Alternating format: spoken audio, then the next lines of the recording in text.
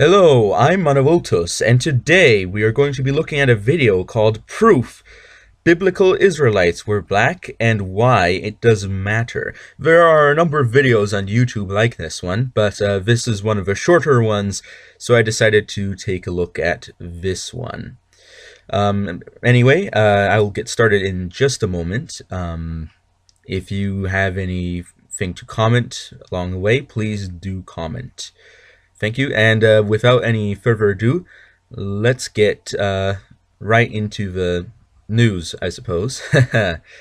What color were the original Hebrews? I have told you that we don't know that for certain. Then you can't believe for certain that Jesus was white. Just a moment. God is white. Isn't it obvious? Whoa there! Wow! That man, I don't know what this is from, but that man seriously needs to learn some history, if you know what I mean.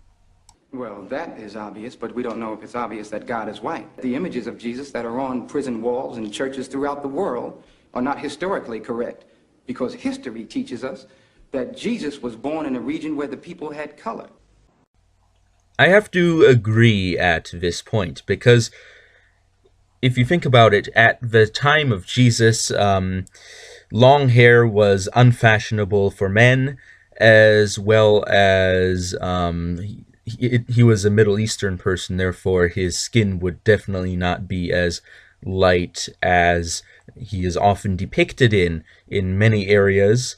Now, of course, there's also the question of whether Jesus should be depicted at all, but I think we'll leave that for another time. Look at these telling images from a Jewish synagogue in Syria. They were painted in the 3rd century, less than 200 years from the time of Jesus. They're the earliest pictures of Jewish people in the world, and fashions back then changed slowly. The kind of hairstyle that you get, it's short, it's curly, it's, if you like, afro in style, and this seems to be almost uniform in the way that Jesus depicted there.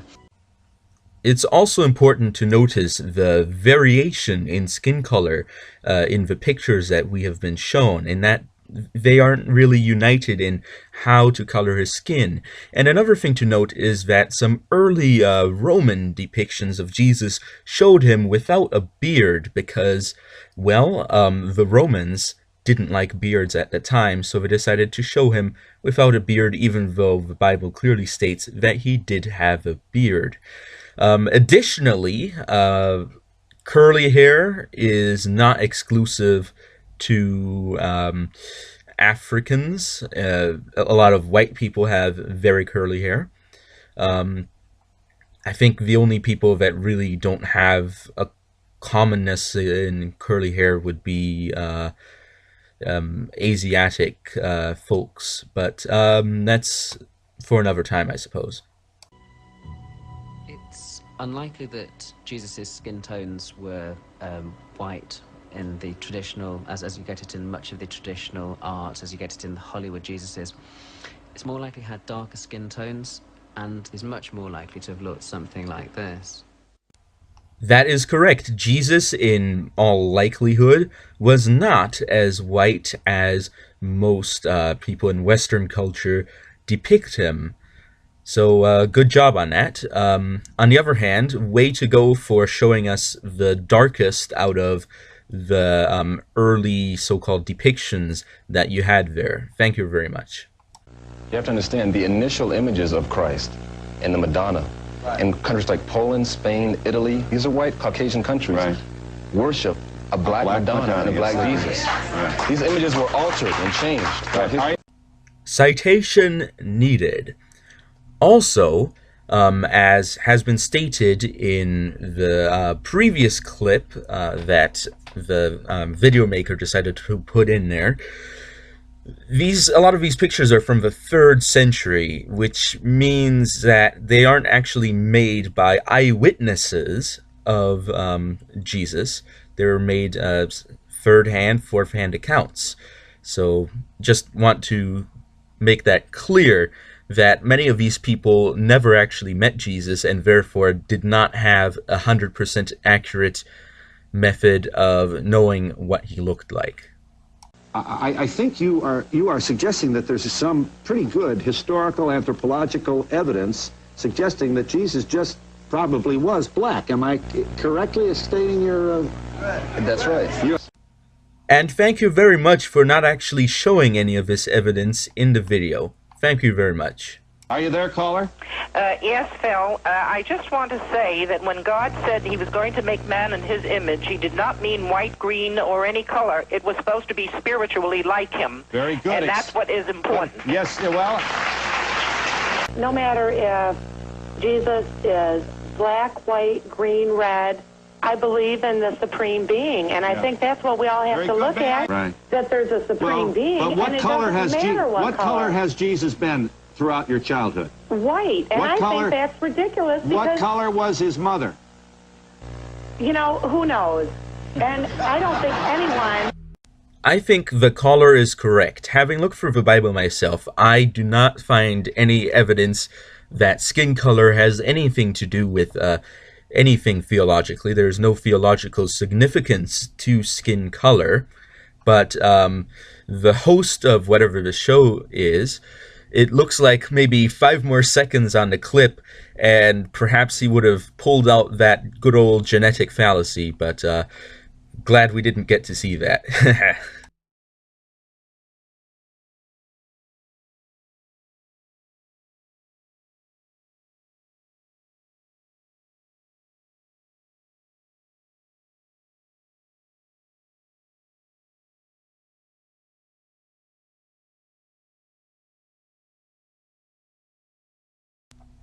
You are correct. When people do this, it is a double standard.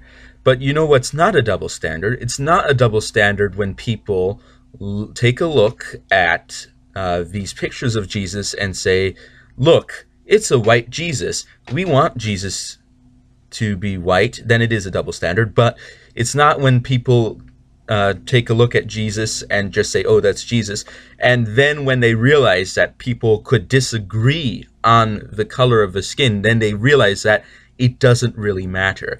It's not that they are encouraging a white Jesus. It's because they have not thought about the color of Jesus's skin. And then because people have brought up the controversy over which skin color he was, now they realize that in the grand scheme of things, it doesn't really matter. And you know what? This issue shouldn't be arising in the first place, and I'll tell you why. It's because of something that most Christians, except the Catholics, would call the second commandment. And here it is. Exodus 24.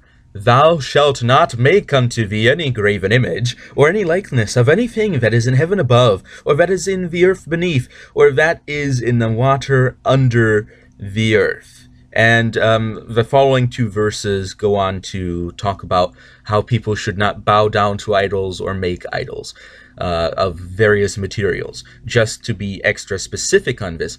But what's important to see here is likeness of anything that is in heaven above, or that is in the earth beneath, or that is in the water under the earth. Now, this isn't talking about making a painting or a portrait of someone.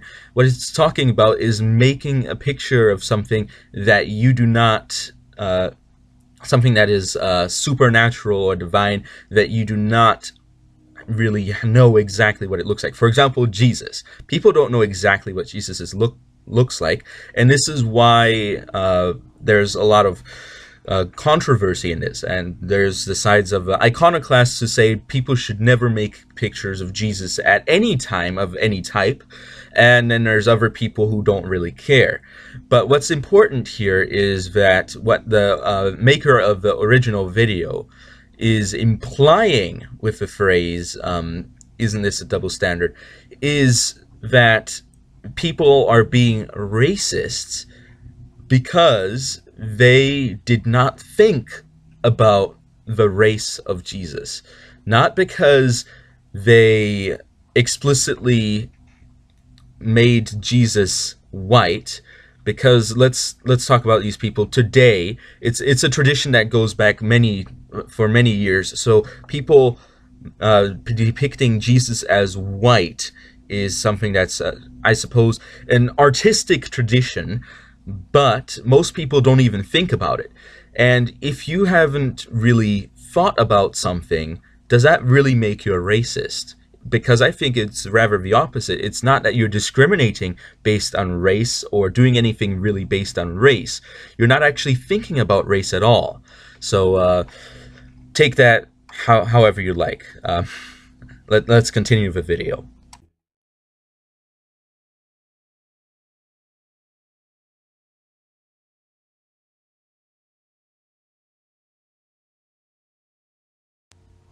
There it is. This is the primary assertion of this video. This is the point that the video is trying to make. Okay, so from now on, I'm going to just say something here. I'm going to refer to this opinion as the minority opinion, because this is number one about well, not number one. The only reason is because it is an opinion held by a minority of anthropologists and theologians and scholars of many sorts. And I'm going to refer to the other opinion that the Israelites were a Semitic people as the majority opinion, just so that when I bring up those terms, nobody is confused.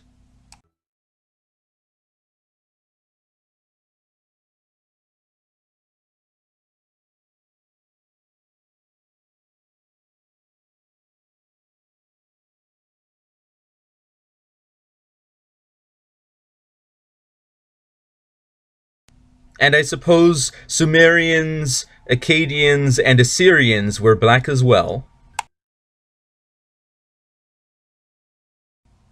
Not exclusively. A notable biblical scholar who explained one origin of African presence in the Bible.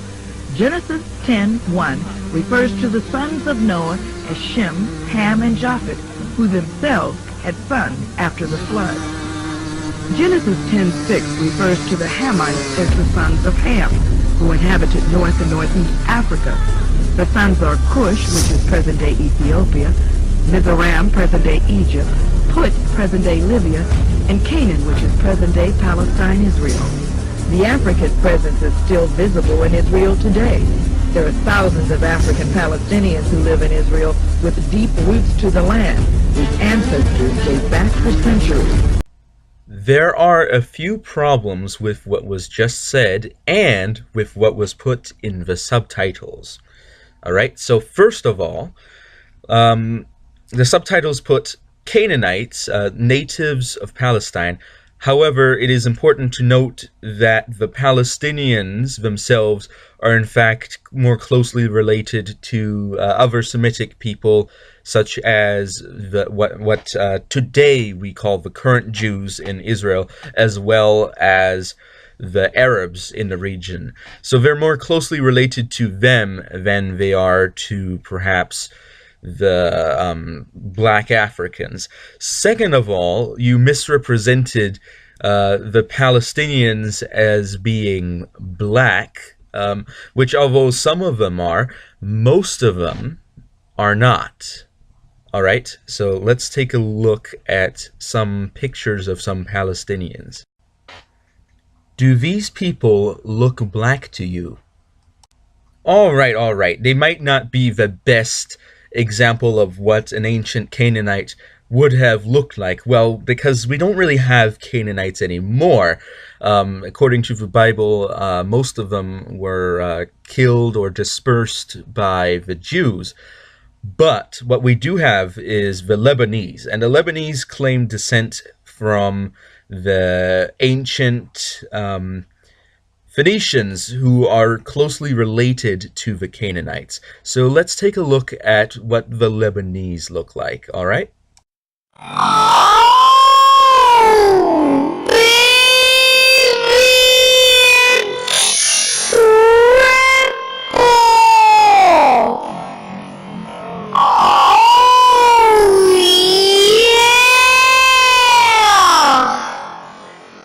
I met with Ali Jadal, tour guide, and the informal mayor of the African Palestinians in Jerusalem.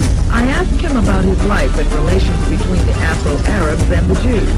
As a black Palestinian, I am double oppressed by the Israelis. First of all, they oppress me as a Palestinian. Secondly, they oppress me because of my color. Whenever I go around in the Israeli side, they call me Kushi. Kushi means nigger. We have a little Canaanite boy, and he is with the donkey, and he's taking care of his sheep.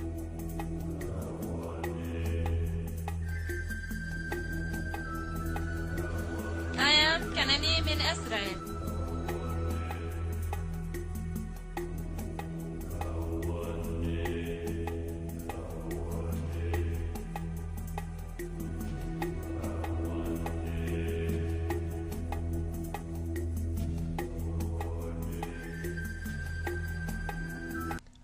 First of all, if any racism is going on in Israel, I hope it stops. And second of all, back onto the topic of this video, I did some research on why there would be a significant black minority in an area such as Israel. So here's what I found. You can see the URL of the website that I'm going to be taking the following information from, just in case you want to look it up yourself. Devout Muslims, Africans from countries such as Chad, Sudan, Nigeria, Senegal, trekked across continents to perform the original Muslim pilgrimage of the Hajj, first to Mecca, then to Al-Aqsa, which is in Jerusalem. It's a mosque. Such pilgrimages date back to as early as 636 AD, when Omar ibn Khattab took Jerusalem from the Byzantine Empire. Some arrived, fell in love with the city, and decided never to leave. It was not until the 1940s, however, that Africans who made the trip with the intention of returning home were forced to take a more permanent status in the holy city. Stranded by the tides of history.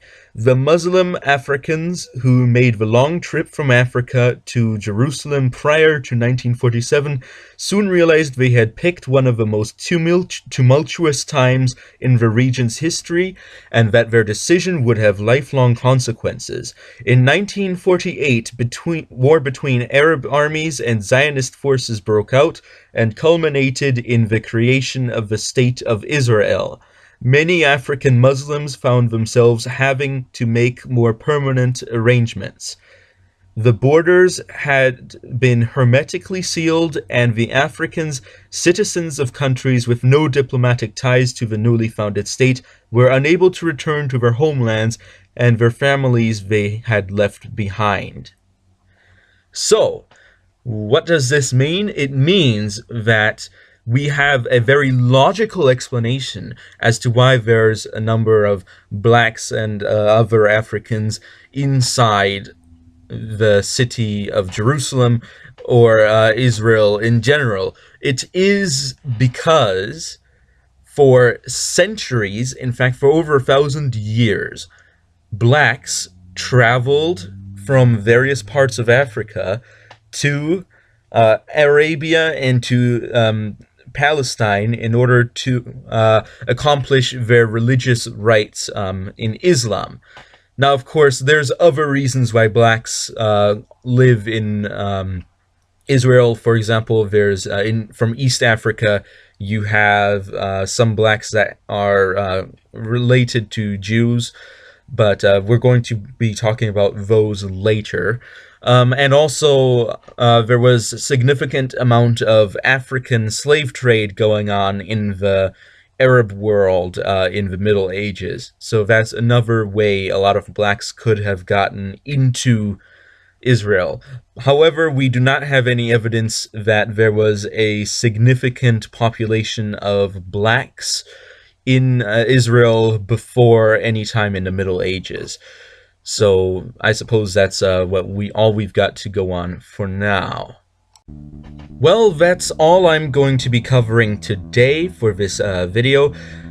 Be sure to tune in later when I will make commentary on the rest of the video. It's, I think, about 38 minutes long, which means it'll take me several videos to go through all this if I'm being thorough. So I do not monetize this video because it is based off somebody else's content. Hopefully I won't have any problems with fair use, and also because I'm not monetizing the video, it would be helpful if somebody decided to donate to my Patreon. Link is in the description below. And also, you can follow me on Twitter or on Google Plus if you really want to. You can subscribe if you are interested in seeing more videos like this one, or just interested in other videos I make. You can always just go to my channel and see all that. Links are in the description, except for the subscribe. You can just press the button, and I'll probably also put up an annotation for subscription. And what else do I have to say? I suppose thanks for watching. If you like my video, please do like. If you have any commentary on anything that I've said, maybe I've messed up on something, please do comment. If I agree that I've messed up on something, then I will make sure to put up another video correcting the mistake that I've made. If there's anything else that you have to add, or if you can watch the video that this is based off of, and you have additional commentary to make, maybe something that you think I may not have covered, or something that you see later in the video that this is a criticism of, that you would like me to address, then please do comment as well. I suppose that's all for now, and I will be seeing you all next time. Thanks for watching. Ana Wiltus, over and out.